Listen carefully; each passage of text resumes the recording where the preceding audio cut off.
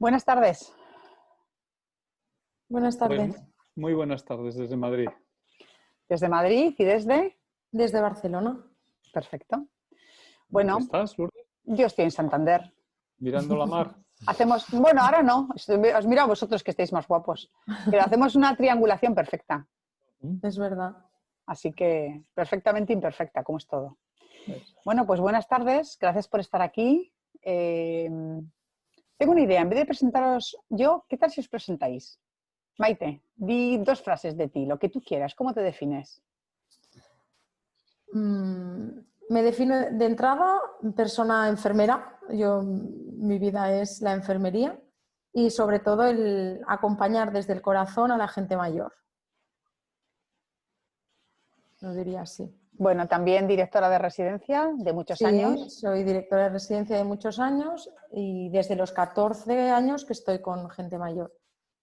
Y además con un proyecto propio. La idea quizá tuya es que tú te pusiste hasta aquí de deudas en un momento dado, cuando eras jovencita, para hacer un proyecto donde acompañar a las personas con el corazón a tu estilo. Y ese ha sido, pues es tu proyecto de vida también, ¿no? Ha sido tu proyecto Sí, de vida. tanto es mi criatura que me dicen, ¿no? Porque es el intentar construir un espacio de vida, ¿no? Y intentar, mi objetivo en la vida creo que es, o mi propósito, el que la sociedad cambie la opinión de las residencias, ¿no? Que no es un espacio triste, sino que es un espacio alegre y de vida. Y ese sería mi objetivo. Si cuando yo me esté muriendo realmente hay alguien que dice, ostras, allí era distinto, allí se vivía bien, pues estaría yo muy satisfecha, está claro. Qué bien. Xavi, te toca. Pues no sé, ¿no? Decir esto de uno mismo no suele ser A fácil, ver, ¿no? humildemente, no saques el currículum académico porque es No, apabullante.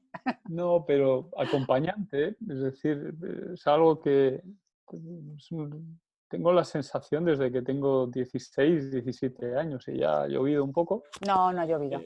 De ir acompañando, ¿no? Pues acompañando a chavales en un momento de monitor o acompañando mediante el rol profesional a personas que se han ido poniendo enfermas, acompañando a personas que están al final de su vida, personas que tienen dificultades por duelo, acompañando en la cárcel. Es decir, me voy dando cuenta que al final si miro mi vida ha sido intentar acompañar a los demás y a partir de un momento empecé a ser un poco más listo y empecé a dejarme acompañar también, ¿no? Es decir, dejándome acompañar por la gente que me quiere, dejarme acompañar por los compañeros de trabajo.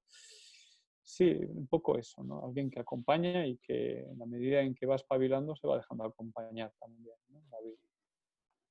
Gracias. Me comentan que si podemos hablar más fuerte o subiros el volumen vosotros de vuestros micrófonos o equipos, ¿Está bien así? porque siempre se pierde sonoridad, aunque no lo parezca. A ver si nos reportan que está mejor. Si no, igual nos tenemos que acercar el pinganillo hacia la boca. Ahora nos dicen. Bueno, el tema hoy es algo que surgió la semana pasada, obviamente como un punto dentro de las emociones de los profesionales en este acompañamiento, que era el sufrimiento y la vivencia de la proximidad de la muerte, de la experiencia de la muerte, ¿no? Es algo que a nivel individual habrá personas que anteriormente a esta crisis habían tenido esta vivencia del fallecimiento de alguna persona o de varias personas o de familiares, pero es cierto que a nivel social y a nivel grupal y a nivel, digamos, hay una explosión de experiencias en muchas personas y sobre todo en concreto todas aquellas que estáis trabajando piel con piel con las propias personas que han fallecido y que han enfermado y que eran las personas más frágiles en la pandemia, ¿no? Así que para hablar de esta experiencia de la proximidad de la muerte, que podemos hablar de todo lo que queramos y de lo que también la gente que nos escucha nos quiera decir por medio del chat, que está abierto y que yo voy mirando a ratitos. Pues para empezar un poco, ponemos un par de documentales, tenemos hoy. Alguien estará esperando a Juan Vela y lo tenemos, pero lo tenemos enlatado. Y lo tenemos en una entrevista maravillosa que me concedió, que le he pegado unos cuantos cortes porque fue más de 1 hora y lo he tenido que dejar cortito. Así que me perdonáis la edición y que me perdone Juan. Y después ponemos otro con testimonios. ¿Os parece? Pues entonces vamos a a buscar el vídeo.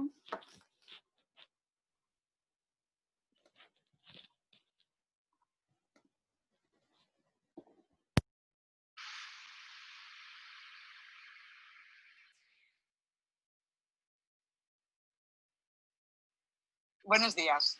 Tenemos con nosotros hoy a Juan Vela. Buenos días, Lourdes. ¿Tú crees que te conocerá mucha gente por el nombre? Bueno, pues sí. No sé. Sí, hay mucha gente.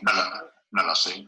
Yo tenía muchas ganas de hablar contigo porque en este momento, con la crisis del COVID, tú tienes un papel diferente al que tienes habitualmente, ¿no?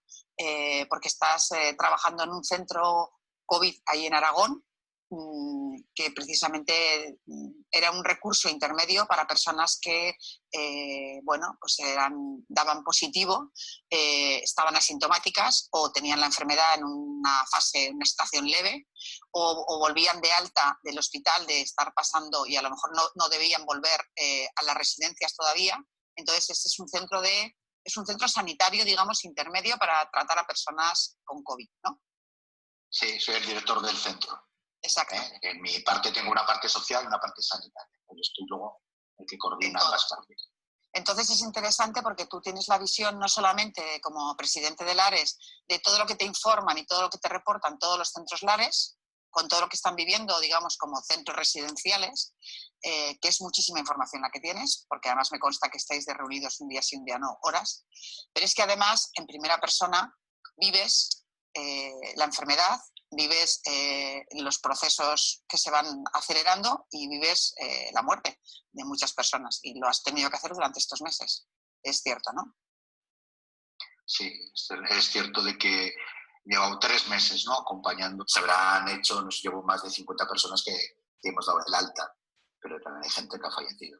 Y al principio llegó un momento que fallecían más que altas dábamos. Nos salimos y ahí está el espacio donde hay espacios dedicados solamente para los EPIs, para cambiarte, y hay un profesional, otro compañero, que te ayuda, que es lo más tierno que nos pasa durante el día, que es que los profesionales, tus compañeros, te rocen para quitarte el nudo de la bata por detrás, ese cariño con que te quitan los elementos, que te quitan las gafas, y es cuando ves que tus lágrimas han caído ahí. Entonces yo creo que todo ese tipo de cosas es cuando, bueno, humanizamos todo eso que no podemos expresarlo por fuera. Y es una pena, pues, que la enfermedad, dentro de los muchos daños que nos hace, nos prohíba también estar esa proximidad ante el dolor, ante la persona que está ahí. Y es otro de los efectos del virus, que es muy malo, es que se mete, fíjate dónde se nos está metiendo, no poder manifestar el sentimiento con los signos que nos han enseñado y que culturalmente y emocionalmente vivimos, ¿no? ¿Qué tiene de diferente esta pandemia y estar al lado de personas que están en procesos de enfermedad que pueden en cualquier momento complicarse y entrar en un proceso de final de vida? Pues evidentemente el escenario es totalmente diferente. No hay tiempo por la aceleración que hay de los acontecimientos, pero aparte de que no tenemos tiempo para prepararnos como nos gustaría, nos ha supuesto también un aislamiento total, sobre todo al principio, porque cuando se iba avanzando la enfermedad, menor era menor era el contacto que teníamos con los propios enfermos, porque así se nos exigía por parte de los protocolos. Y esto ha causado, la dificultad que siempre hemos tenido de poder acompañar físicamente, desde el tacto, desde cogerle la mano, mirarle, desde que nos vieran los gestos faciales. Pues esto es muy dificultoso, pues, cuando llevas equipos tan sumamente voluminosos, ¿no? Con 2 mascarillas, con una máscara, con las gafas, con un gorro, con 2 batas, 2 guantes. Bueno, no te reconocen. A mí me reconocen igual porque dicen, este lleva gordico, este soy yo. Pero no nos cuesta mucho que nos reconozcan incluso. Entonces, esto impide lo que es el vínculo, lo que es la relación con las personas en ese momento tan importante, y es muy, muy complicado. E incluso la dificultad que hemos tenido hasta hace muy poco de que se puedan despedir En el momento actual contemplamos 2 fases de despedida, unas para personas que están en peligro de, ¿no? Tenemos un protocolo para intervenir, y otras ya que están en fase avanzada de la enfermedad y digamos que están en forma ya en fase paliativa, ¿no? Entonces tenemos 2 modelos donde pueden en familia de 2 formas diferentes poder intervenir y poder trabajar. Y en los 2 modelos también los profesionales acompañamos a la familia de una manera que les ayude a, pues, a asimilar, a integrar y a formar parte de que le ayude la familia a la persona que van a despedir y que la propia familia tenga el apoyo de los profesionales en este tema. Entonces, estas cosas que nos habíamos acostumbrado a hacerlas de forma presencial, pues, y de forma, ¿no?, que nos vean con contactos, pues ha convertido en mucho más complicado, porque las despedidas se hacen muchas veces a través de una tablet, a través de las nuevas tecnologías, donde si podemos ver la cara y eso nos cuesta que haya un impacto, que veamos, ¿verdad?, que sintamos, ¿no? Y entonces la credibilidad del hecho en sí que se están haciendo es más complicado. Y incluso a los propios profesionales también, pues muchas despedidas o muchas comunicaciones se hacen todas por teléfono, se hacen de una forma que no estábamos ni formados ni preparados. Eso ha hecho un contexto diferente, ¿no?, en lo que es el acompañamiento al duelo y lo que es las despedidas, ¿no?, acompañamiento a la muerte de las personas. Y tenemos que volver a formarnos en técnicas y en discurrir incluso procedimientos diferentes de proximidad cuando la proximidad física pues se ha visto tan comprometida. Ayer que falleció, por ejemplo, Clemente, no se ha podido hacer ningún tipo de despedida porque estaba perfectamente. Entonces, de pronto deja de comer en el día, o sea, cuando terminó de comer, que comió muy bien, a las 2 horas falleció. No hay información de cómo, de verdaderamente, personas asintomáticas, cómo pueden fallecer, y como el virus, su carga viral se incrementa poderosamente después del fallecimiento, las medidas de aislamiento son mucho más mayores en cuanto hay posibilidad de que vaya a pasar. O sea que precisamente aumentamos nuestro aislamiento protector sanitario en el momento en que la persona necesita más proximidad. Entonces sí que en los últimos momentos la enfermera ya no entra, aquí sí entra, pero en el centro, otro centro igualito que las enfermeras nunca entraban en una habitación. Quien curaba desde la puerta le decían al auxiliar que es el héroe, es el gran héroe, porque es el contacto más directo, físico, roce, lo que quieras, y el que menos formación tiene, y el que menos capacitación, y el que menos reconocimiento, y el que menos sueldo, el que menos tiene, pues no entraban las enfermeras.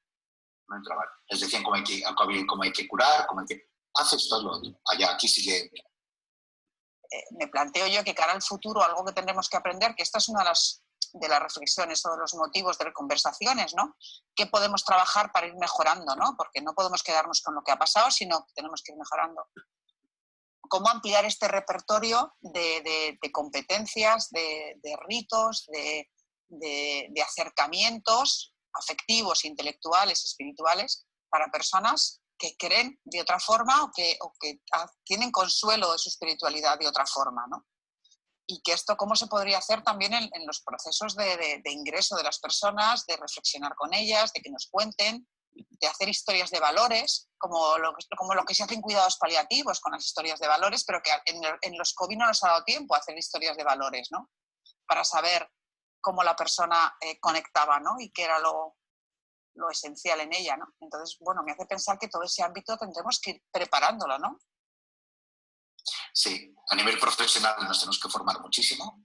Luego, marcarlo dentro de los protocolos, la forma ya para ser rigurosos y que verdaderamente tenga una aplicación directa a lo que se está haciendo. Yo veo muchas veces que nuestros protocolos, aquí hemos elaborado protocolos desde el primer día nuevos, porque era un nuevo contexto totalmente novedoso para todos. Nadie había estado en un centro parecido y todo el mundo se le olvida esta parte, porque parece que está fuera de de la ciencia, del conocimiento, de lo que podemos... Y yo soy consciente de que hay muchas más cosas, aunque estén fuera, de lo que podemos controlar. De hecho, tampoco controlamos tantas cosas, ni siquiera la enfermedad, ni siquiera, o sea, no controlamos nada. Por lo tanto, ¿por qué tenemos tanto miedo de hablar de aquello que es, ¿no? Y en cambio todos lo sentimos, ¿no? O sea, cuando empiezas a hablar con una persona, aunque se considera agnóstica, no creyente, da igual, ella conecta con una parte suya que trasciende su vida real, o sea, su día a día, lo que toca, lo que siente, ¿no?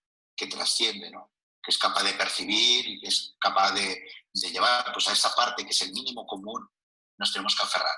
Y a partir de ahí construir con la persona su propia conciencia de trascendencia, ¿no? Porque igual que a veces nos empeñamos los profesionales en que sean conscientes de su enfermedad, de su situación, ¿no? Y así nos lo dicen, hay que comunicar hasta donde la persona quiera, como quiere y no sé qué, también debemos aprender a transmitir la importancia que tienen para ellos esa parte, integrar esa parte de trascendencia en el conjunto, ¿no? De construcción del duelo, en el conjunto de la construcción del fin de la vida como un elemento más que te ayude a ser una persona íntegra desde que nacemos hasta que morimos, ¿no? Y la integralidad pasa por la trascendencia también.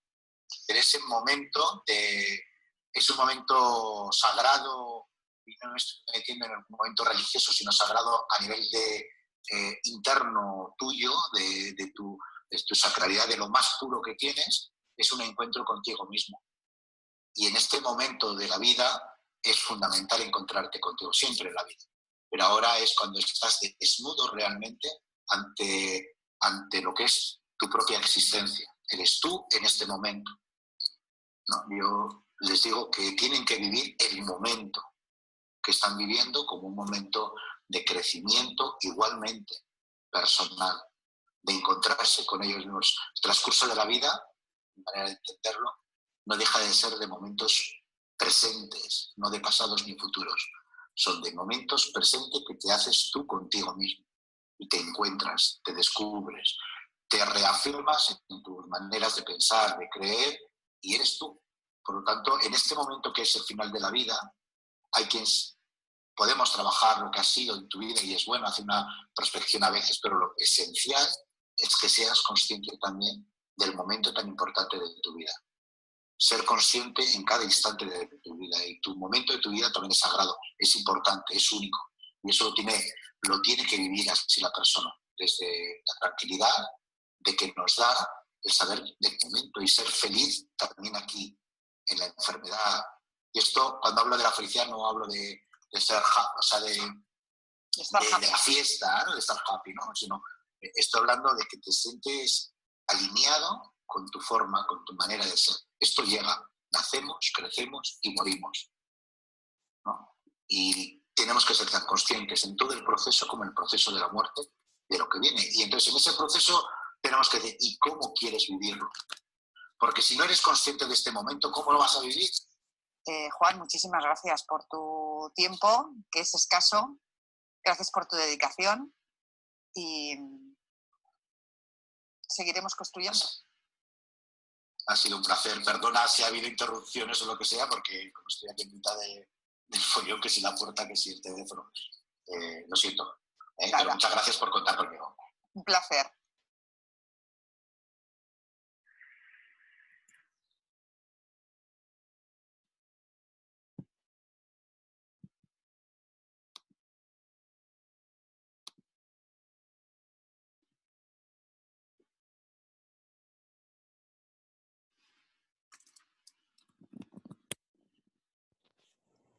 Aquí estamos. Bueno, tengo algunas preguntas que haceros que nos han hecho las compañeras, pero si queréis decir algo vosotros antes de que yo os pregunte alguna cosa que me han comentado de lo que ha dicho Juan. Yo tengo, Yo tengo, porque tengo aquí miles de palabras clave. Lo que pasa que es verdad que ahora no queríamos entrar muy a fondo porque tenemos otro documental magnífico que es el de los testimonios de las personas que habéis acompañado y que habéis querido participarlo, ¿no? Una pregunta que me hacía Leire sobre emociones, que nos conecta con el del día pasado y todavía no entramos, pero preguntan, las personas que acompañáis el duelo, ¿qué hacéis con vuestras emociones? ¿Las contenéis? ¿Os las guardáis? ¿Las compartís después, pero en ese momento tenéis una altísima capacidad para la contención? Y si esa emoción es una emoción de rabia, de frustración por lo que está sucediendo, y si es de una tristeza inmensa por lo que aprecias o quieres o por la ternura que te produce esa persona, ¿cómo gestionáis las emociones cuando estéis en pleno proceso de acompañamiento de duelo? Xavi, ¿vas tú o voy yo? Como quieras, tú misma. Es complicado, realmente gestionar las emociones es súper complicado. Para mí es una de las cosas más difíciles cuando realizas tu trabajo de vocación, ¿no? Y cuando estás tratando con personas y para personas. Entonces, creo que lo más importante es ser consciente de la emoción que tienes en ese momento. Porque si tú eres consciente de la emoción que estás sintiendo, puedes gestionarla mejor. Y seguramente nosotros, la parte social, creo que Xavi estará de acuerdo, somos mucho de aguantar la emoción en el momento en el que estás. Y luego cuando tienes tu regreso a casa y así, ya caes en la emoción sincera, ¿no? Pero en el momento en el que estás con el trajín y tal, lo que haces es aguantar e intentar ser fuerte. Pero eso no significa que en esta crisis haya habido momentos de desesperación, de angustia, de ansiedad y de decir no puedo más. Claro, el problema es cuando la otra persona está esperando de ti y tú, quiero decir que las emociones tienen que ser buenas para ella, entiendo yo. Desde mi absoluta ignorancia, yo no hablo desde la teoría, hablo desde lo que a mí se me ocurre, de que mis emociones son mías, pero si yo tengo que acompañarte a ti, mis emociones no te pueden dañar, mis emociones no se pueden interponer entre tú, que eres el protagonista, y yo, que soy un facilitador, ¿no?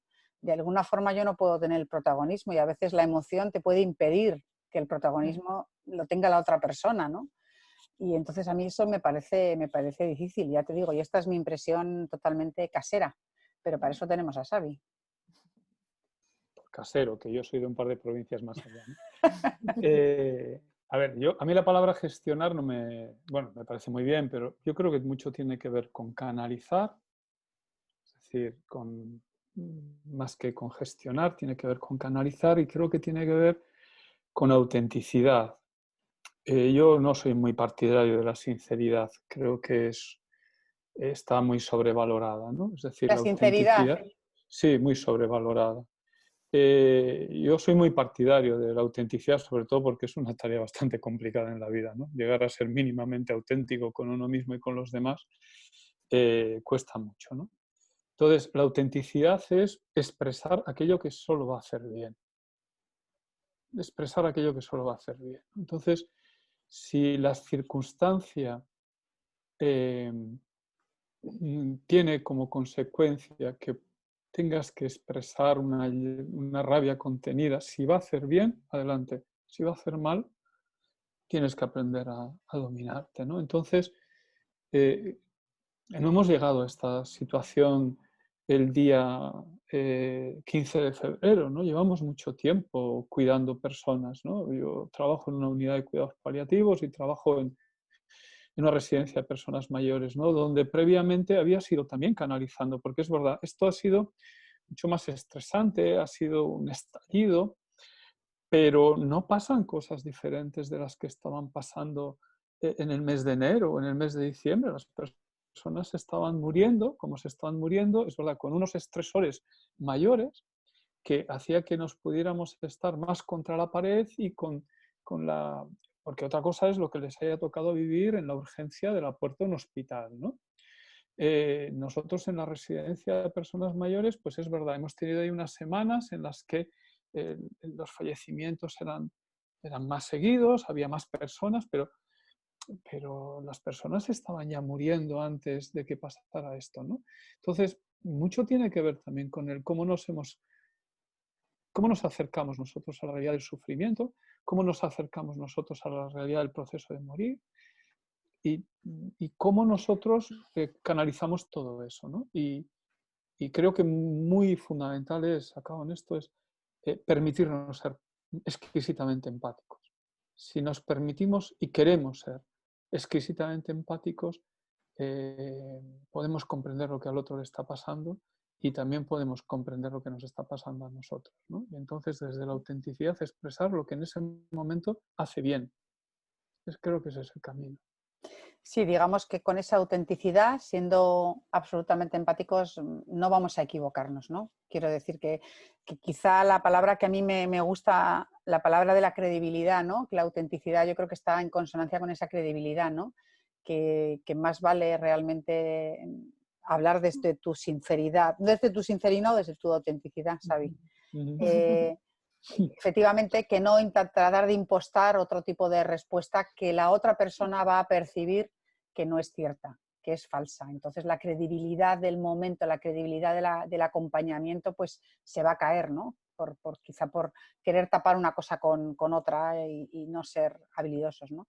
Yo creo que por las experiencias un poco de las compañeras que he compartido en la distancia física, pero creo que en la proximidad de otras cosas, lo que ha sido especialmente doloroso, claro, en un lugar donde tenéis una unidad de cuidados paliativos, tenéis formación, tenéis hábito, tenéis conocimiento, tenéis un procedimiento. Hay entornos laborales y en muchas residencias que fallecen personas muy de vez en cuando y además sobre todo muy previsible, ¿no? Son personas que empeoran, que vas teniendo una adaptación, ¿no? Quizá otro de los temas que comentarán también nuestras compañeras se refiere al tiempo, ¿no? A la impredecibilidad de los hechos, de cómo una persona en 2 horas empeora y fallece, o en 24 horas. Es decir, que no estamos acostumbrados a unos deterioros tan rápidos y además en algunas instituciones de tantas personas a la vez, ¿no? No es una, no dos, son 10, son 15, son 20 personas. Entonces, claro, se juntan y luego también, bueno, no quiero decir más luego también porque quiero que veamos el otro documental que yo creo que es extraordinario porque también nos va a dar muchas pistas y vamos a poder hablar, ¿no? Pero... Solo un inciso, Lourdes. Sí, sí, todos. Que Xavi decía que sí que es cierto que quizás estamos preparados para vivir porque estamos con personas mayores y tenemos la muerte muy próxima, pero sí que es cierto que no es como siempre, porque y las familias. Ellos esta vez no tenían a sus seres queridos al lado. Y eso es un apunte muy importante porque esto también a nosotros nos ha sido muy complicado y muy difícil, porque nosotros éramos la familia en ese momento. Es que hemos estado muchos años haciendo buenas prácticas para hacer un proceso de acompañamiento al final de la vida. Hemos estado muchos años entrenándonos, preocupándonos, haciendo una metodología lo más correcta posible y de repente todo eso, pues por los protocolos, por la urgencia, por 50 factores externos a nosotros mismos, quizá a veces hasta de no poder parar y haber a lo mejor podido tomar otras decisiones que a lo mejor hubieran involucrado un riesgo o hubieran involucrado no solo un riesgo en salud, sino un riesgo disciplinario o administrativo, ¿no? Pero es verdad que al final muchas personas han hecho lo contrario o habéis hecho lo contrario de lo que creíais que teníais que hacer o por lo que lleváis luchando tantos años, ¿no? Y ese duelo del profesional que hace algo que cree que está mal, porque se lo han dicho que tiene que hacerlo así, es también parte de la vivencia del dolor de la proximidad de la muerte, ¿no? Desde mi punto de vista, porque no es una muerte normal, no es una muerte acompañada, no es una muerte que nosotros podamos transitar, ¿no? Con amabilidad, ¿no? Y aparte de golpe, que esto es cierto, que sí. Lo que decía, ¿no? Que una persona que está comiendo y está bien, en 2 horas, en 6 horas, ya no está y te quedas chocado porque dices, ¿qué ha pasado? ¿No?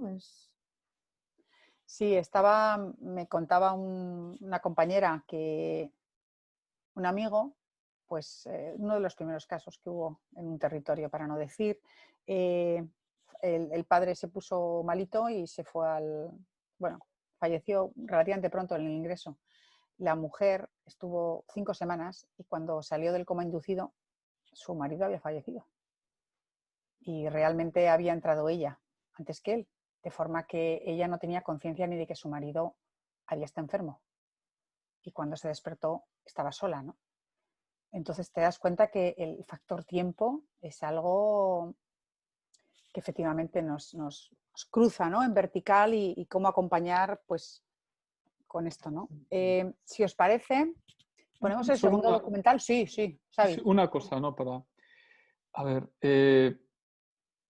yo ahí matizaría algunas cosas. Creo que la circunstancia nos lleva a pensar, tendría que llevar a pensar sobre qué tipo de vínculos habíamos creado también, ¿eh? Y cómo entendíamos nuestra relación en ese contexto. Este debate sobre sanitaridad y sanitarización de los centros de mayores, nuestros roles como profesionales, creo que esta circunstancia nos puede colocar, es decir, hablamos mucho de vínculo, ¿no? Y de vínculo terapéutico, que es muy necesario para intervenir. Claro, lo que pasa es que en un centro de mayores intervenimos poco, ¿eh? La mayoría del tiempo estamos haciendo otra cosa. Es decir, intervenimos en un contexto de relación. Eso es lo que se promueve en las formaciones, en el modelo asistencial. Es decir, al final se genera una circunstancia en la que ha habido un aislamiento que habrá traído en algunos casos a soledad, en otros no necesariamente. ¿Qué tipo de vínculo generábamos en la relación para la intervención? Y dos, ¿qué tipo de relación estaba constituida, ¿no?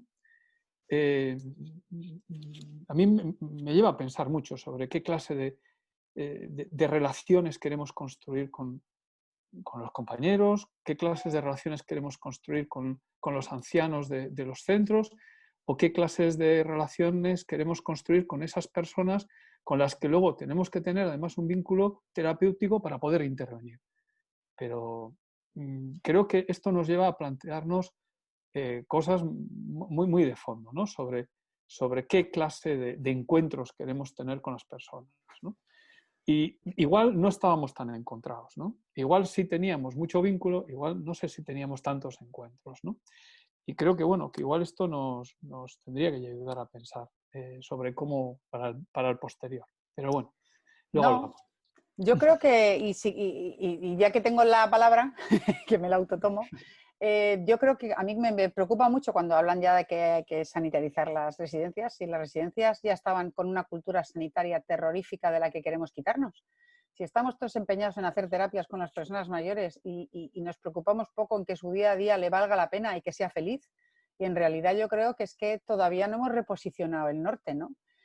Sí hay muchísimas, hay cientos de excepciones que son seguramente la mayoría de las personas que nos están escuchando y que están participando, son estas que estaban intentando a duras penas girar la proa del barco para que el concepto de vínculo no sea tanto el terapéutico como el vínculo humano de acompañamiento de vida, ¿no?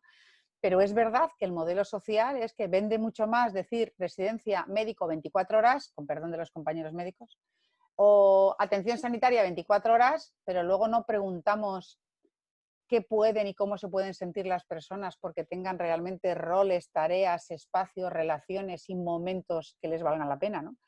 Entonces, cuando las familias siguen pagando muchas más veces esto de la atención sanitaria, pero les da igual que esté vacío y que sea un hospital cutre, entonces es que todavía socialmente la imaginería social de lo que creemos que tiene que ser esos lugares de vida para las personas todavía no ha cuajado. O sea, no hemos llegado a que fueran espacios de vida ni por lo tanto los profesionales espacios, o sea, profesionales comodines, recursos para que las personas tengan oportunidades para sentirse personas y ser felices en las circunstancias en las que están, ¿no? Y ser intermediadores o generadores de oportunidad o de vínculo o de relaciones entre ellos o de roles o de lo que quiera que sea. Que además tenemos competencias técnicas y ayudamos a que mejoren o mantengan sus capacidades, ¡qué bien!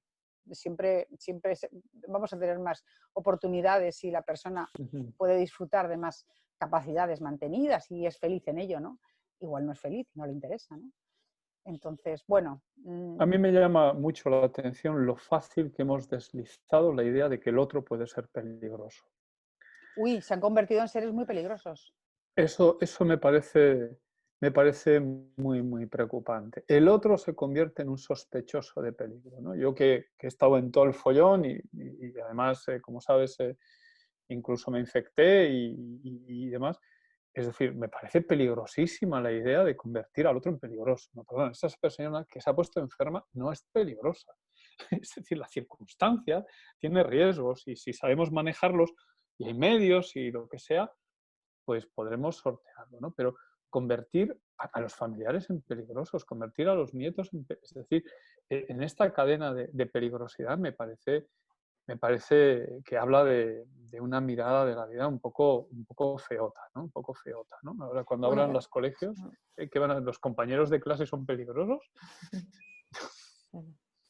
Hemos vuelto un poquito atrás, ¿no, Lourdes? A la Edad Nosotras Media.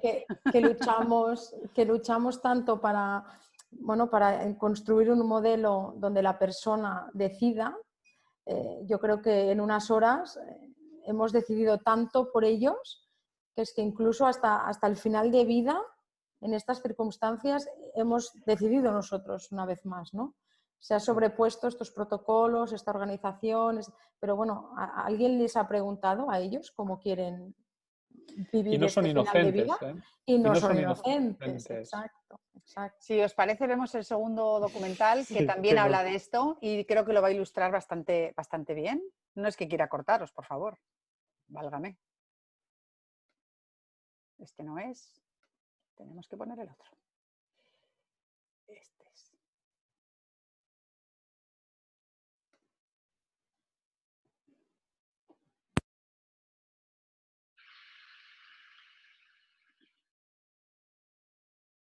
Siempre pensé que la vida me había puesto en este sitio para hacer algo, para hacer algún bien, porque realmente este virus cuando entra en el cuerpo de una persona realmente te puede matar en muy pocas horas.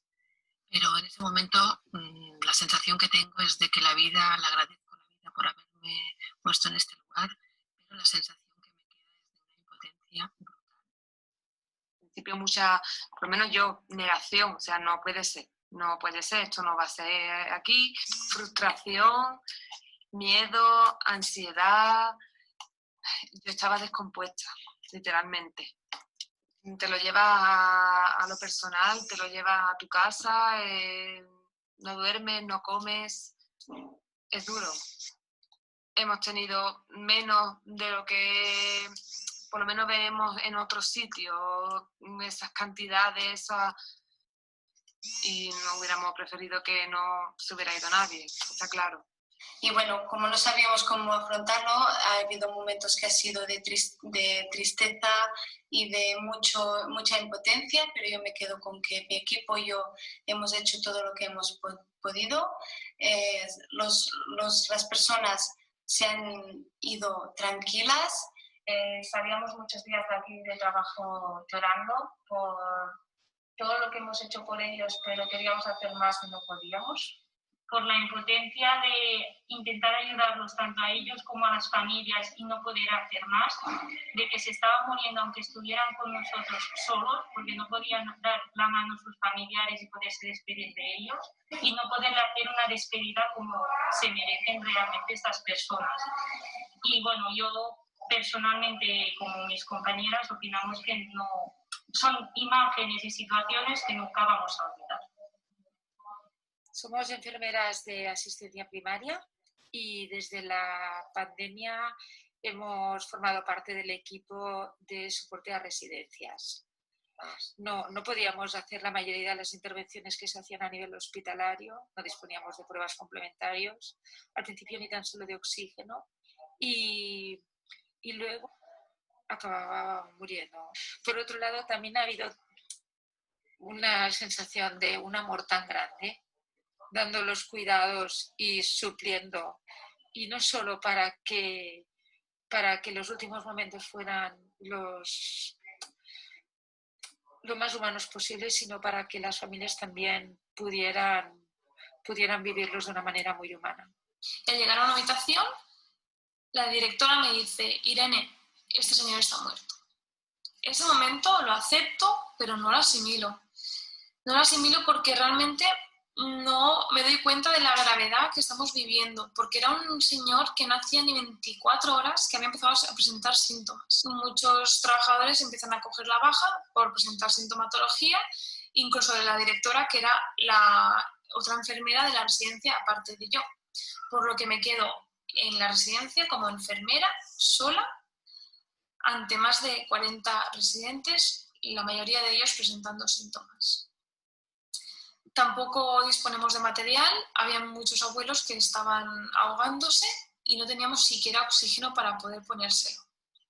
Siento tanta rabia, tanta impotencia de estar dando el 100% de mí y que aún así estén falleciendo tantísimos abuelos. En menos de 2 semanas fallecieron más de 10 abuelos y ser yo la que tiene que ponerle esa bomba de sedación que se está ahogando para intentar que muera de una manera tranquila, ya no digo digna porque no estaban con sus seres queridos, pero es muy duro realmente. Jesús, Ramona, Rosa, Josep, Francisco, Salvador, Ramona López, Antonia, Pepe, Antonio, Victorina, Ángela, Paula, Mari, Matilde, Isabel, Amalia, Carmen y Manuela. Estas son las 19 personas que durante la semana del tsunami, como yo la llamo, del tsunami del COVID, se pusieron enfermas y murieron. ¿Cómo me he sentido yo durante esos días aciagos?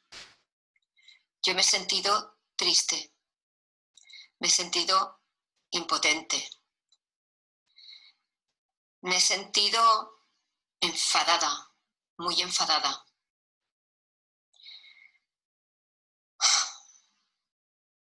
Y aún lo estoy,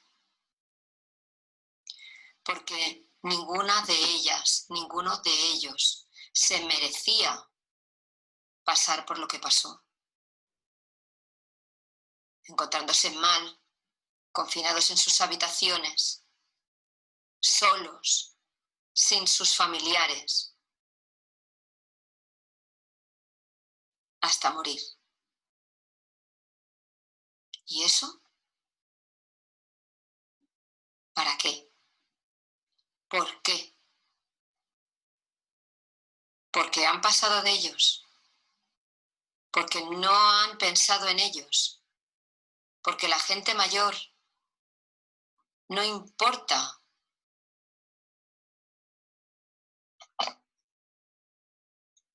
Hola, buenos días. Hola, buenos días. Teresa, eres auxiliar y trabajas con personas que tienen una diversidad funcional, pero que cognitivamente tienen todas las capacidades y además son personas jóvenes, ¿verdad? Eso es. Y muy jóvenes incluso. Sí, bastante jóvenes, pues aproximadamente entre los 18 años hasta a lo mejor 60. Y eso es. Me solicitaban a mí información, la cual no la podías dar, pero a ellos no les daban la opción de tenerla ni nada. ¿Tú tenías orden expresa de que no podías informar de lo que estaba pasando dentro? Sí. ¿A las propias personas? Sí. Sí, no podías decir nada. Incluso aunque esa persona estuviera falleciendo. Sí, sí. Además, o a lo mejor en algún día pues sí que había fallecido alguno, ya lo sabían y querían confirmación por tu parte. ¿Y tú no lo podías confirmar? No. No.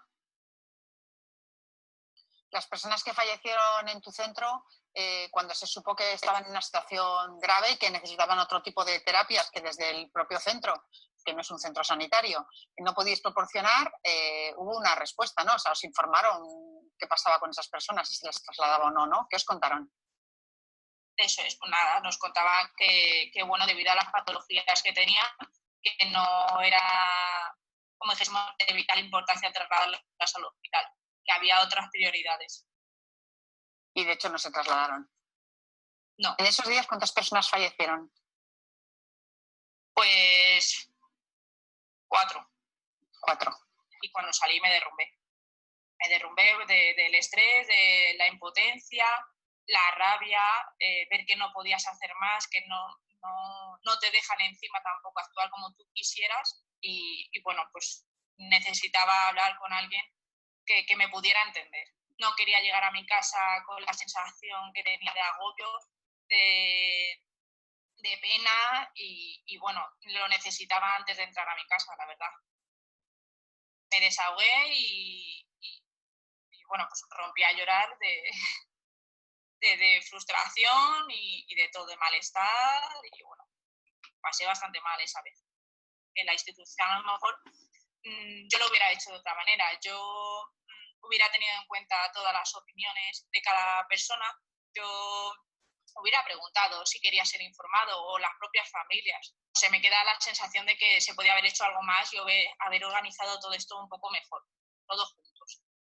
De la empresa no ha habido ningún tipo de, como el que dices, sí que es verdad que entre nosotros lo que sí hemos hecho, mi equipo y yo, era transmitir a los especialistas del centro que les atendieran a los residentes incluso, porque veíamos que esto psicológicamente les va a afectar y les ha afectado muchísimo, aparte físico, sobre todo el psicológico. Eso en un tiempo, en unos días, porque ha habido toda esta situación de imprevisto, vale, pero esto por norma, 70 y pico días que llevamos de confinamiento.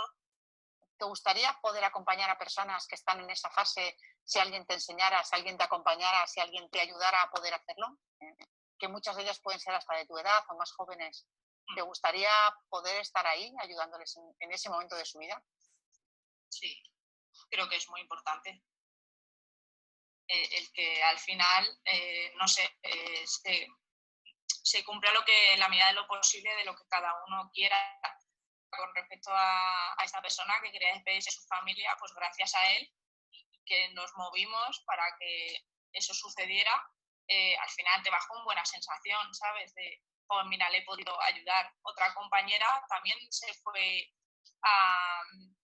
Otra persona sí que falleció en el hospital, pero ya al límite, claro, ella fue directamente con esa persona al hospital. También hay una relación entre las personas que estamos trabajando todos los días. Al final te encariñas, le conoces, sabes cómo es más o menos. Creo que fue ella porque quiso, porque tenía bastante afinidad y fue para allá. Sí. Al final no se fue él solo, se fue con alguien que le conocía.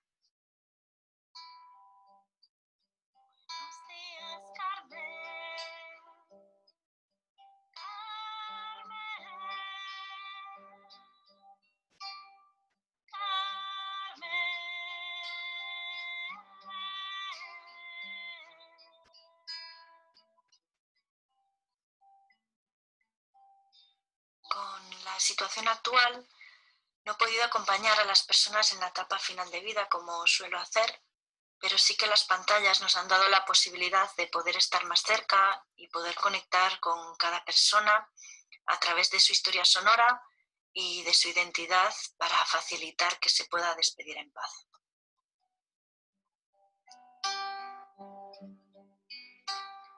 Adiós con el corazón,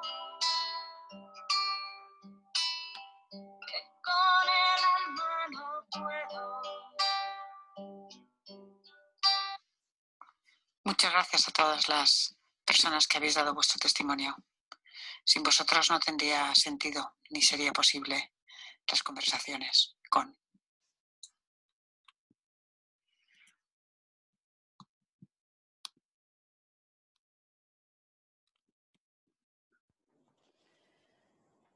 Bueno.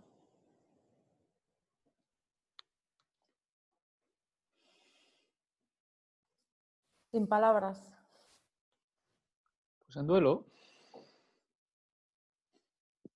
duelo por la pérdida de personas que son queridas y son muy significativas. Algunos todavía en shock y otros pues expresando el enfado y la rabia, ¿verdad? Desde mucha impotencia y con una situación que lo ha complicado todo muchísimo, ¿no? Y posiblemente todo verdad, ¿no? Desde quien canta al final a quien está enfadado en medio, a todo verdad. Sí, todos los testimonios son auténticamente ciertos y hablan de la gran diversidad de situaciones, pero quizá hay elementos comunes, ¿no? Quizá de las cosas más difíciles de asumir es si era inevitable todo lo que ha sucedido y toda la forma en la que ha sucedido, ¿no? Es decir, cuando Teresa habla de que por qué no se han hecho las cosas de otra forma, ¿no? Es decir, ya no solamente de que no se han trasladado a las personas al hospital y no se les ha dado ningún tratamiento y han fallecido allí con ellas, ¿no? Porque eran personas con diversidad funcional y alguien decidió que no tenían valor social y por lo tanto no eran trasladables al hospital y no fueron trasladados, ¿no? Solamente una persona que además acabó falleciendo a las pocas horas. Y que además la acompaña una compañera en su rato libre. La acompaña al hospital, no porque la institución le ponga como acompañante, sino porque tenía un vínculo con esa persona y decide irse a acompañarla desde el punto de vista personal, ¿no? Fuera completamente de su relación laboral, ¿no? Para que... Entonces, esta sensación de que desde las organizaciones el cómo se hacen las cosas demuestra los valores que la organización tiene realmente, ¿no? Es decir, dónde están las priorizaciones, cómo se hacen las cosas, qué papel se le dan a las personas, cómo es posible que a personas perfectamente capacitadas para comprender y con necesidad de saber lo que está sucediendo, se les haya estado ocultando toda la información y mintiendo de alguna forma, porque no es, y esto no es una mentirijilla piadosa, de estas que alguien decía lo de la piadosa, que yo nunca lo entendí, pero esto no es ni sinceridad ni autenticidad ni nada, ¿no? Es mentir. Y que les pregunten a ellos, ¿ha fallecido tal? No te puedo decir. ¿Qué valores están detrás de esa organización? ¿De qué estamos hablando? O sea, esto ya no es un problema de un virus que mata. Esto es otra cosa mucho más gorda, ¿no? Y tú te sientes que tienes que acompañar a personas que están perdiendo su vida en este contexto, ¿no? Donde tu organización tiene estos valores, ¿no? Que no hace falta que les pongas nombre, es que se ven, se huelen. La organización y los miembros que trabajan en ella, porque yo creo que en esto hay... Sí, sí. Yo sigo creyendo que el hermano mayor de los Marx, Karl Marx, explicaba muy bien, ¿no? Lo que eran la dimensión estructural y la dimensión supraestructural de las cosas, aunque nos pongamos un poco pijos, ¿no? Y creo que hay un tío muy interesante, es decir, por el cual no nos vendría mal a los que nos movemos en esta realidad del final de la vida, de la vejez, por el que nos diéramos una vueltita, que es un tal Karl Jaspers, que hablaba de las situaciones límites, ¿no? Y él, si no recuerdo mal, las definía como aquellas experiencias vitales donde el ser humano pone a prueba sus convicciones más profundas. Y esta es una circunstancia en la que tanto las organizaciones, muy presionadas por la situación, no me cabe ninguna duda, pero lideradas también por seres humanos y las que trabajamos, hemos puesto a prueba nuestras convicciones más profundas. Y creo que nos ha salido lo que realmente llevamos dentro. Había en cada lugar. Dejando los valores emotivistas, es decir, dejando muchas veces los valores. Yo cuando escuchaba los testimonios decía, vale, los valores van saliendo en una dimensión emocional, pero los valores también tienen que cristalizarse en una dimensión estructural para la toma de decisiones, ¿no? Y creo que han pasado las dos cosas, es decir, nos movemos en una emotividad de valores emocional, me preocupa mucho, me hace sufrir mucho Antonio, Juanita, Luisa, tal, pero luego también hay otros valores desde donde tomo decisiones y ahí aparecen otros valores que también hemos usado, ¿no? O se han usado o que se han normalizado. Pues me da lo mismo, como el que no se pone las mascarillas. Eso no lo hace porque es un despistado, sino ahí hay también valores sobre la corresponsabilidad, sobre la convivencialidad, sobre la importancia del otro, etc. Y te van saliendo en lo personal y en lo estructural. Y creo que esta, que era una situación límite, ha enseñado pues, parte de lo que llevamos dentro, que creo que tiene mucho que ver con el cómo comprendemos la vida espiritual, entendida en el sentido más amplio de la palabra. Y de hecho... Ay, perdona, Lourdes. No, Maite. No, digo que también se ha puesto de manifiesto no solo los valores de las organizaciones en concreto, sino de la organización principal, que es la de la administración. O sea, también se han puesto en cuestión y en duda, ¿no? Porque yo sigo pensando que si muchos de los familiares no hubieran hecho bombo en los medios de comunicación, las residencias todavía a día de hoy seguiríamos olvidadas, ¿no? Y yo creo que esa faceta ha sido muy importante porque en realidad nosotros al principio nos sentimos súper abandonados, no por nuestra organización en concreto, sino por la organización de arriba del todo. Y eso yo creo que es donde radica mucho del enfado que dicen los testimonios, ¿no? Y lo que decía ahora Sebi, que claro, el problema también es qué presión tenían estas organizaciones, ¿no? Yo me acuerdo en la mía en concreto que me decían, es que no quiero que hagas ruido, ¿no? Ese ruido, ¿qué significa ese ruido? Porque yo estoy aquí con las personas directamente, ¿no? Y mi equipo está aquí salvando vidas. ¿Qué significa no hacer ruido? Porque a lo mejor hacer ruido significaba salvar vidas. Y eso duele mucho, mucho. Y bueno. Claro, yo por eso también enlazaba esto antes con la pregunta de las emociones, porque yo a mí misma me reconozco enfadada, me reconozco que me cuesta, ¿no?, digerir esto. Y pienso cómo poder hacer ese acompañamiento a alguien en ese momento tan sagrado, como decía Juan, de la persona de encuentro consigo misma, en este momento de fin de vida, que realmente a mí no me podría tener enfadada al lado, me tendría que tener de otra forma, pero no tan enfadada como estoy, ¿no? De alguna forma tengo que ser capaz de encauzar o de tal, ¿no? Por eso también, y visto también un poco la hora, quería yo preguntar a Xavi. A mí me preocupa, tengo varias preguntas que hacer, ¿no? Hubo en aquellas semanas tan terribles donde había tantas personas que estaban en proceso de final de vida tan rápido, yo tuve varias llamadas de varias personas que me pidieron consejo, me pidieron ayuda, ¿qué hago con este caso? No sé, alguna me pedía, búscame un cura, que algo, otra me decía, tengo una señora que siente así o pensábamos que pensaba así y no sabemos qué hacer, ni sabemos qué rezarle, ni sabemos cómo acompañarla, es decir, si nosotros acompañamos a personas que sabemos cuál es su creencia, cuál es su código moral propio, qué es lo que realmente le conectaba con lo que realmente para ella era sus propios valores y sí misma, y donde va a poder encontrar el consuelo en ese rito, en ese acto, en ese rezo, en ese poema, en esa música, en ese lo que sea, si lo sabemos, quiero pensar que hay que utilizar eso y adaptarnos a eso. El problema es cuando no lo sabemos, cuando nos ha sucedido, nos suceden personas que no conocemos esa faceta o porque nos han llegado, porque trabajaban en un centro COVID y les llegaban las personas, los pacientes, y no venían con historia de vida y no venían con historia de valores, no venían con nada de eso, ¿no? ¿Cómo sabes? ¿Qué cosas son buenas de hacer cuando estamos acompañando a alguien, incluso cuando no tenemos información sobre quién es esa persona desde un punto de vista ideológico, espiritual, de creencias? ¿Qué es lo que hay que evitar siempre? ¿Qué es lo que creemos que siempre puede ir en general bien? Danos alguna recomendación, por favor, Xavi. Bueno, la primera de ellas es previa a que venga esa persona y es considerar que morir no es un problema. Morir no es un problema, ni siquiera es malo. No es nada más que una experiencia más de la vida. Y algunos se morirán fruto de un accidente de coche, que incluso podría haber sido evitable, otros se podían morir de otra, es decir, pero morirse no es malo, es una circunstancia de la vida. Y entonces, si lo afronto solo como un problema, es verdad que morir bien exige resolver problemas, pues como decía una compañera en los testimonios, ¿no? Se estaba ahogando. ¿Qué pasa, no? Para que alguien se pueda ahogar, ¿no?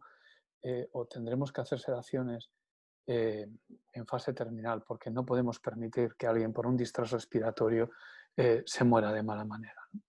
Pero uno se puede morir mal, pero morirse no es malo, ¿eh? Entonces, cada uno llegaremos a ese momento y esa circunstancia vehiculado por el camino. Entonces, primero, morir tiene problemas que tenemos que resolver pero morir no es un problema. Morir es un misterio, como vivir es un misterio. Entonces, si yo no estoy previamente colocado en eso, ya tengo un primer problema, que aquello que me está pasando lo viviré como un problema. Segunda cosa, que también creo que es previa, considerar que la dimensión espiritual es una dimensión esencial del ser humano. Es decir, no es una dimensión complementaria de ayuda, no, sino que es una dimensión esencial del ser humano y que tiene que ver con un eje que es con el sentido que uno le da a su vida, con sus valores, con la congruencia con la que uno lo ha vivido, con la capacidad que ha tenido para integrar o para no integrar problemas anteriores, pasados y presentes en la vida. Y esto, cuando estamos hablando en una residencia de personas mayores, son personas conocidas, son personas conocidas con las que llevamos un tiempo caminando, y habrá que habernos preguntado si para nosotros era desconocido todo esto y esa persona llevaba viviendo con nosotros un tiempo, también donde hemos estado mirando. Y otra cosa es cuando alguien nos llega a una unidad de cuidados paliativos, ya nos llega casi desconectado del medio, y entonces siempre hay tiempo para hacer una historia de vida, porque normalmente en la historia clínica que nos va a llegar va a haber una familia. Yo me he encontrado con situaciones de estas y lo primero que he hecho ha sido coger el teléfono y llamar a la familia y preguntarle a la familia quién era aquella persona que había venido allí y en qué medida podíamos acompañarla. Tercero, algunas personas les oigo decir, les leo, que esto nos ha hecho vulnerables. No, ya lo éramos. Los seres humanos somos vulnerables. Se nos había olvidado. Claro. Entonces, creo que esta es la clave. Me da lo mismo si el otro tiene una creencia, es decir, una cristalización de la espiritualidad, que es lo que es una creencia religiosa dentro de un sistema, como puede ser alguna iglesia, o sin sistema. Y no, creo que lo fundamental es acercarnos desde la común vulnerabilidad, desde el reconocimiento de que el otro es un ser humano pleno y completo, que está enfermo, que está en un trance complejo. Pero es decir, la dignidad tiene que ver con acercarme desde la común vulnerabilidad con el otro. Es verdad, el otro se está muriendo, pero tú también. Tú también, Es decir, todos estamos en el camino de la vida. Y esa persona mayor que está en su habitación, o esa persona que está en una unidad de cuidados paliativos, que igual es mayor o igual no lo es, y que está en esa habitación suya y está en el proceso de morir, bueno, pues tú estás a 2 metros con los distanciamientos y con el EPI, si lo tenías, que nosotros ni siquiera al principio los teníamos, pero puedes estar desde la común vulnerabilidad y desde el reconocimiento de que el otro, conozcas o no conozcas, es un ser humano que tiene derecho a hacer el camino de su vida de un modo íntegro, de un modo pleno, y que tiene derecho a planificar su vida. Cuarto, si hemos hecho la historia de vida, y la podemos hacer si se da la posibilidad, si está en una residencia, la tendríamos que haber tenido hecha. Y si es alguien que nos llega, pues podemos llamar a la familia, podemos ponernos en alineamiento con ellos y preguntar en qué podía ayudar a que esas personas mueran bien. Porque el objetivo es que vivan bien y que por tanto mueran bien.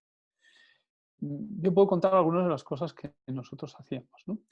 Nosotros tenemos un centro que por fortuna reaccionó bastante bien. La capilla del centro la convertimos en la unidad para los residentes, en la que fallecían. El Salón San Camilo, que está justo detrás, era donde estaban enfermos, y en el gimnasio teníamos a las personas que se estaban recuperando, más las personas que estaban en plantas. Hemos tenido más de 30 y pico fallecidos, más los que luego estaban en la unidad de cuidados paliativos.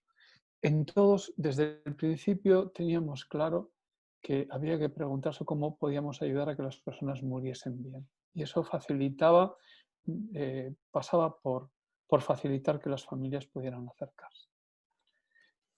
Las acompañamos fuera mientras esperaban a que pudieran llegar. Muchas de esas familias hacíamos allí la valoración, porque igual eran residentes que llevaban 2 meses con nosotros, por lo tanto les conocíamos poco, pero ese rato de espera, esos 40 minutos de espera, o en el rato mientras estaba un familiar con él, los 20 minutos que mientras cambiábamos y le vestíamos y demás, aprovechábamos para hacer la historia de vida de alguien que estaba en aquel momento inconsciente. Sube un poquito el tono, Xavi, que se te oye perdón. bajito. Perdón. Eso.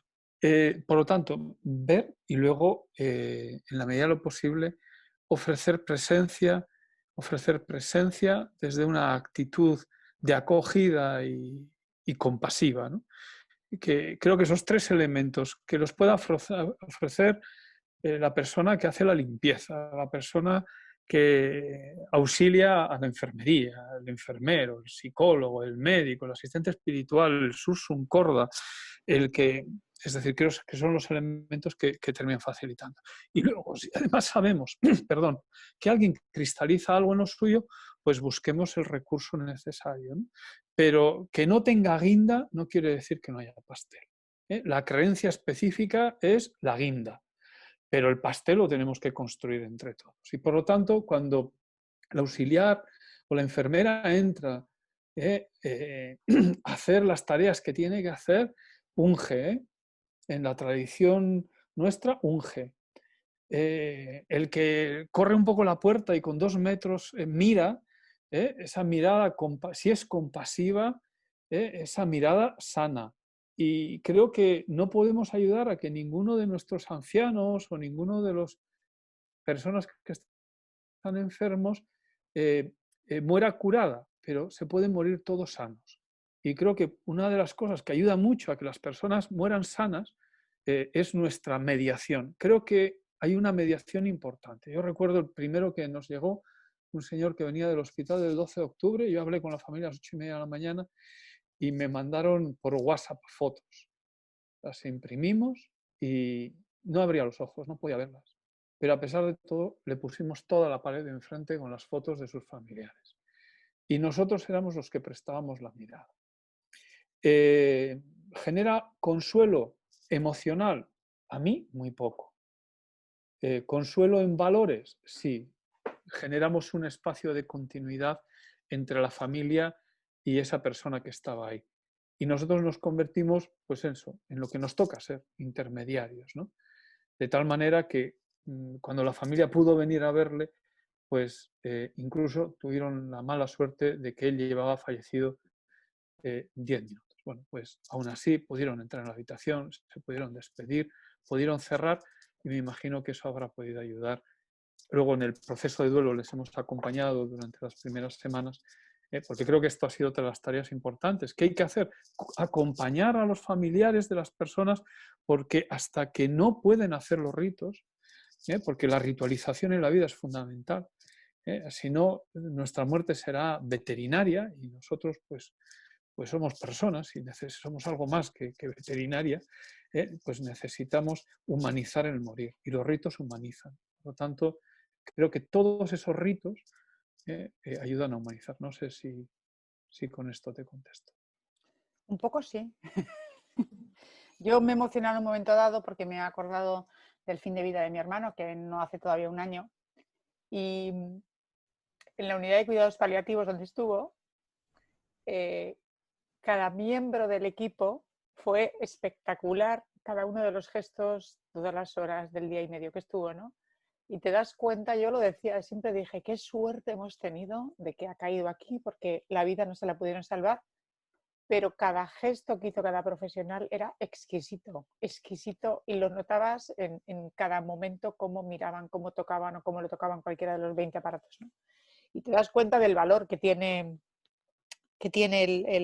esta forma, ¿no? de ungir en tu forma de trabajar, lo cual también te lleva siempre al contraste de todas las veces que en el día a día, sin ser COVID, tratamos a las personas como las tratamos, con los gestos, con las miradas, con los silencios, con no responder cuando te están llamando, cuando nos saludas. O sea, quiero decir que es que, claro, cuando en estos lugares se ha hecho eso y ha sucedido esto, me quiero yo pensar cómo ha podido ser esta actuación, ¿no? O sea, que realmente en los equipos que estáis trabajando de otra forma y trabajáis de otra forma, pues este acompañamiento, como comentaban, ¿no?, las compañeras, que ha salido como natural, ¿no? En muchos casos no sabían, no tenían formaciones, pero ha salido con sus propios valores y con esa empatía que estaba muy trabajada en el día a día. Entonces simplemente es, bueno, pues acompaño en este momento independientemente de que la situación a mí me desborde, pues porque sean muchos, porque me siento impotente, porque no me hacen caso desde la consejería,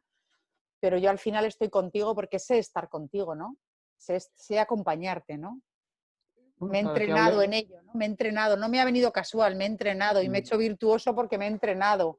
en este acompañamiento empático, ¿no? No es casual. Para que Maite pueda decir una frase y cierro, por lo menos esta parte que yo estaba comentando ahora. Pues cuando ya en abril no pude ya porque me había infectado, abrí un servicio para acompañar a otros compañeros sanitarios y bueno, muchos eran médicos, ¿no? A los que les estaban diciendo a las puertas de las urgencias, los jefes de servicio, que no fueran empáticos, que fueran distantes y que se alejaran lo máximo posible, ¿no? Entonces, bueno, pues yo, como me dedico a decir cosas raras, pues les decía que todo lo contrario, ¿no? Y mientras más mejor, ¿no? Entonces, en la medida en que te haces esponjoso, en la medida en que te haces exquisitamente empático, en la medida en que te haces con la distancia adecuada, creo que se puede recuperar de un modo antropológico esto que en nuestra tradición cultural es el concepto sacramento, ¿no? Y es signo significante, es decir, es un signo, tocarle a alguien es un signo, pero es significante, es decir, hace que la vida del otro cambie. Entonces, cuando uno pasa la esponja, porque le tiene que limpiar, o le tiene que quitar el sudor, o le tiene que hacer un cambio, son signos que pueden estar muertos o que pueden ser significantes. Y esto está en la base de todas las tradiciones sapienciales, ¿no? Es decir, que aquello que hagamos sea un signo significante. Si estamos entrenados en hacer signos significantes hasta el 31 de enero del año 2020, los habremos hecho. Claro, las condiciones nos habrán invitado a no hacerlo, ¿eh? Sí. Pero si somos auténticos con lo que realmente vive dentro de nosotros, lo habremos seguido haciendo en un contexto mucho más difícil, mucho más estresante, porque sufrimiento es eso, es la experiencia de distrés que nos está apretando mientras la amenaza está ahí, ¿no? Y la amenaza era grande, no solo física, estructural, organizacional, con la administración presionando, con todo lo que fuera. Pero hemos tenido también la oportunidad de poder hacer signos significantes. Y creo que ya hemos tenido bastante sufrimiento no evitable como para estarnos haciendo el harakiri con sufrimientos evitables, ¿no? Entonces, tendremos que preguntarnos en qué medida nuestro quehacer y nuestra tarea ha sido animada por ser signos significantes. Y yo, en el pasillo en el que me muevo, en las plantas en las que me muevo, en los telefonazos que daba y recibía, he encontrado con muchos signos significantes que han ayudado a que la vida sea un... Yo me conformo con aliviar, ¿no? Con arreglar no, yo no arreglo nada, pero si hemos conseguido aliviar, bastante ha sido. Perdona, Maite. Maite, no, tus últimas tales, porque tenemos que ir cerrando. Esto es maravilloso, pero... No, yo me quedo embobada escuchando a Sebi, no hay problema. Pero bueno, sí, estoy de acuerdo con esto, con los signos significantes, que me ha gustado mucho esta palabra. Y sobre todo para mí, yo creo que lo más importante de todo es que conseguimos que todas las personas que acompañan a personas mayores los tengan en cuenta, pero los tengan en cuenta para todo, no solo por si se han duchado o han comido, sino para todo, para todos los aspectos de su vida y sobre todo preguntar, ¿no? Aquí el lema mucho es este: pregunta, no decido yo por ti, pregunta, porque esa persona tiene voz y voto. Aunque nos parezca que no, es un ser completo, ¿no? Y para todo tiene voto y tiene decisión, y a lo mejor no te lo puede decir verbalmente, pero te lo está diciendo con gestos o con miradas, o te lo está diciendo la persona, porque todos sabemos lo que queremos, ¿no? Estando como estemos, con lo cual, si conseguimos haber aliviado y si hemos conseguido haber aliviado y lo vamos a seguir haciendo y acompañando desde el corazón y teniéndolos en cuenta, pues yo creo que es importante, porque ahora viene la segunda parte, ¿no? Las depresiones que comentábamos antes. Sí, la semana pasada hablamos de las emociones y de la salud mental de las personas que acompañáis, y igual tendremos que hablar más de esto, no lo sé, pero yo creo que podemos también cuidarnos entre nosotros. Me ha gustado mucho la expresión que dice Juan cuando habla de que lo más tierno en el día es cuando notas el roce de tu compañero que te está quitando la bata o que te hace un gesto, que te ayuda. Y es un poco también la necesidad que también se nota mucho, ¿no? Yo tenemos que ir cerrando, si no os importa, y más que nada por la hora, no por nada. Y a mí un poco para globalizar, si os parece bien, yo veía un poco que para acompañar, yo noto como que la ética, que esta reflexión que estamos haciendo del cómo hacemos las cosas y por qué las hacemos, sobre todo, tiene como 3 planos, ¿no? Y en el acompañar yo creo que si conseguimos que todo se conjugue, ¿no? Está un poco el plano social, de la ética social, un poco la idea está social de si lo hemos hecho bien, estamos aprendiendo de esto, vamos a salir más fuertes, vamos a sacar lo bueno. Bueno, estas cosas que a veces algunos lo vemos con dolor porque nos parece errado el enfoque, y yo creo que lo que deberíamos analizar seguramente no está en sus cabezas, ¿no? Pero muchos pensamos que, como decía también Ana, ¿no? que hemos pasado de ellos, ¿no? Esta sensación de que a nivel social algo ha habido en todas las decisiones, o en muchas decisiones y en muchas personas, en muchos estamentos, que no han sido los correctos porque no han dado el mismo valor a todas las personas, y todas las personas valemos lo mismo. Entonces, a nivel social está ese paraguas, ¿no? Luego está el de la organización donde te toca trabajar y las personas que lo encarnan y los valores que al final proyectan en sus decisiones, ¿no? Aquí hemos visto, y compañeras que me han contado, pues cómo responsables se han portado indecentemente, ¿no?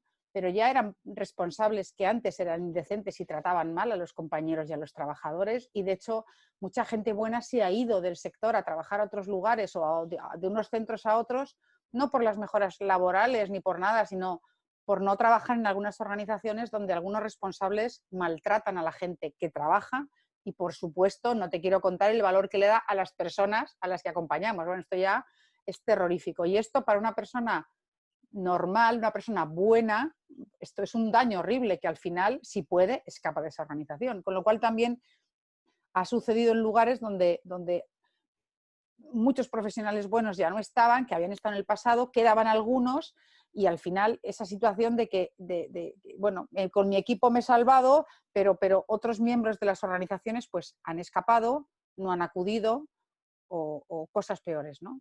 Con lo cual también ese tema a la hora de acompañar los procesos de vida son importantes. Esto es crear organizaciones éticas, justas, con decisiones y con formas de proceder, ¿no? Y esto se va haciendo, ¿no? Con esta visión integral de las personas.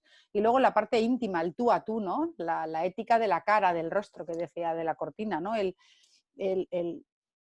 Esto, ¿no? Que no hay mayor tecnología que la relación de 2 personas, ¿no? Esto es una cosa más maravillosa y más, no sé, más tierna, más bonita, ¿no?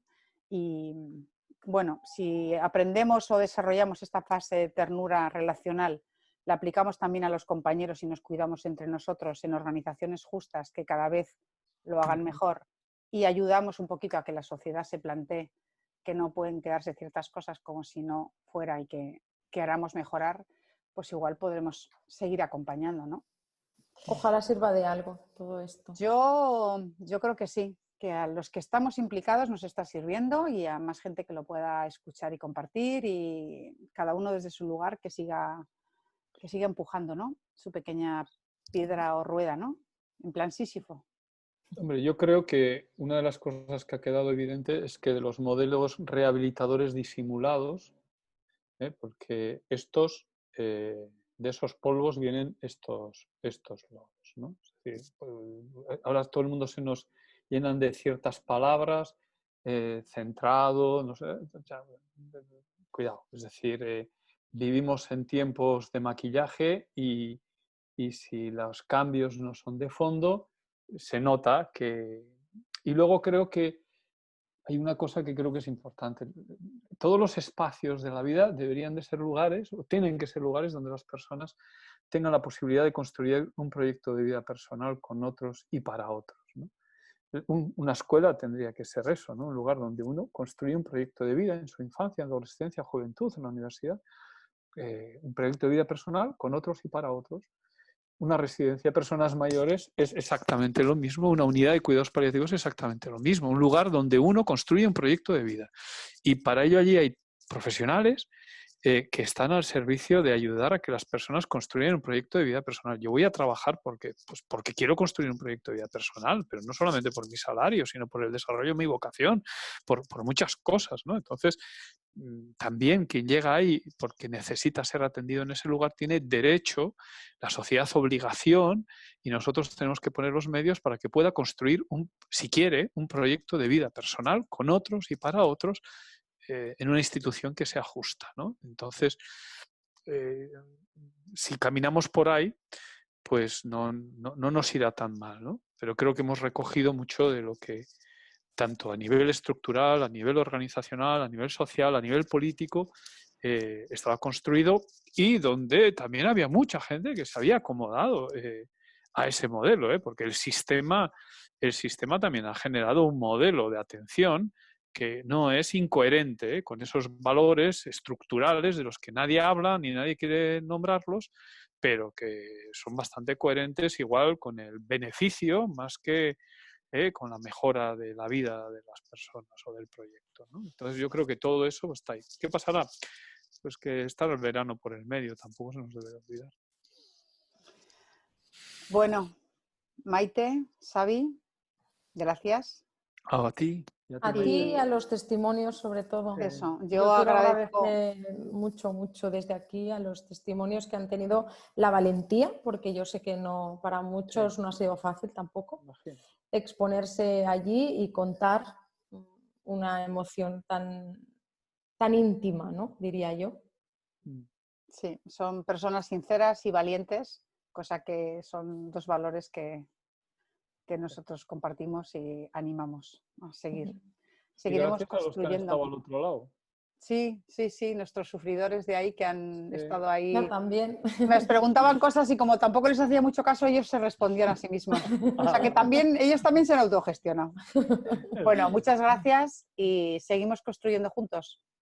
Gracias. Un abrazo. Gracias, un abrazo. Cuidaros. Xavi, recupérate bien también. Bueno, ya estamos casi. Hasta luego. Hasta luego. Hasta luego, compis.